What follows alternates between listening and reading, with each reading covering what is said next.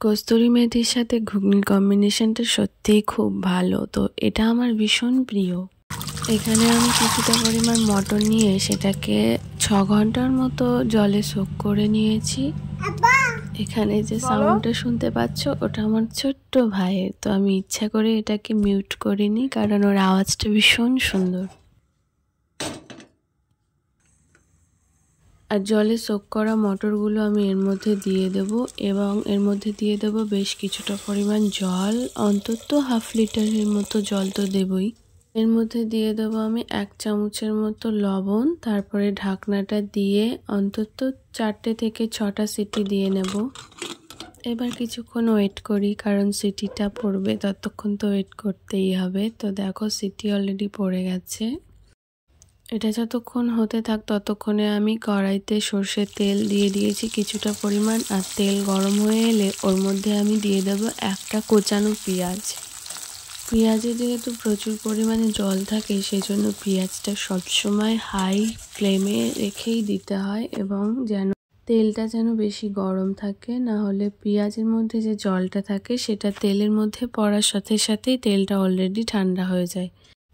এখানে পেঁয়াজটা golden brown হয়ে এসেছে হালকা হালকা, তো ওর মধ্যে আমি কিছুটা পরিমাণ জল দিয়ে দিয়েছি। এটা ফোটা পর্যন্ত একটু ওয়েট করব, আর এটা ফুটে গেলে ওর মধ্যে আমি দিয়ে দেব ঘুগনির জন্য যে আলুগুলোকে আমি কেটে রেখেছিলাম ছোট ছোট ডাইস করে, সেগুলোই।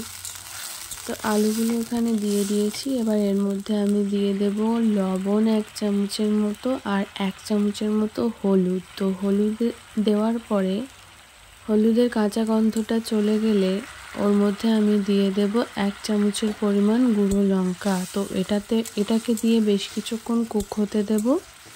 তোমরা যে যেমন ঝাল খাও সেরকমই দিতে পারো। তো এটা দেওয়ার পরে দেখো রঙটা কি সুন্দর এসেছে। এবার ঢাকনা দিয়ে কিছুক্ষণের জন্য রান্না করে নেব যেন আলুটা মোটামুটি গলে যায়। কিছুক্ষণ বাদে দেখো তুলে নিয়েছি ঢাকনাটা, আর রঙটা ঠিক এরকম এসেছে, আর আলুটাও মোটামুটি 60% মতো কুক হয়ে এসেছে। এর মধ্যে দিয়ে দিয়েছি কিছুটা পরিমাণ চেরা কাঁচা লঙ্কা। তোমরা তোমাদের ইচ্ছে মতো লঙ্কাটা দিতেই পারো, আমরা যেমন ঝাল খাই সেরকমই দিয়েছি। এখানে দিয়েছি 1 চামচের মতো আদা রসুন বাটা আর 1 চামচ জিরে ধনে আর গোলমরিচের বাটা। এটা দিয়ে ততক্ষণ রান্না করে নেব যতক্ষণ পর্যন্ত এই মশলাগুলোর কাঁচা গন্ধটা না চলে যায়। মশলা থেকে দেখো অলরেডি তেল ছেড়ে এসেছিল আর আদা রসুনের গন্ধটাও চলে গেছে, মশলাটা ভাজা ভাজা হয়ে গেছে। এর মধ্যে দিয়ে দিয়েছি কিছুটা পরিমাণ জল। এই জলটা দিয়ে বেশ খানিকক্ষণের জন্য ঢাকা দিয়ে দেব। এটা ততক্ষণে কুক হতে থাকুক, ততক্ষণে আমি তোমাদের দেখাই যে আমার বুটটা কীরকম গলে গেছে। তো চলো এখন প্রেসার কুকারের ঢাকনাটা খুলি।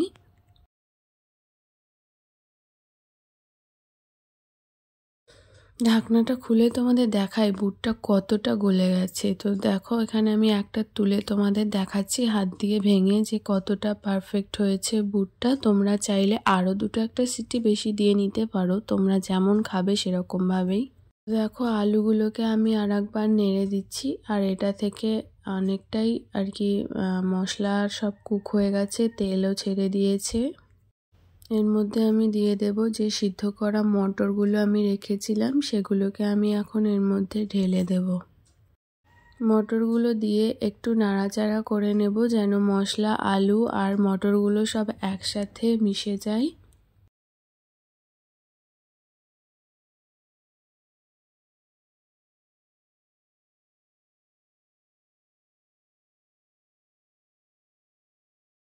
এবার এর মধ্যে দিয়ে দেব পরিমাণ মতো জল। তোমরা তোমাদের ইচ্ছে মতো দিতে পারো, তোমরা যেমন ঝোল বা যেরকম পছন্দ করবে সেরকম। আমি যেরকম রাখবো ততটাই তোমাদের দেখালাম।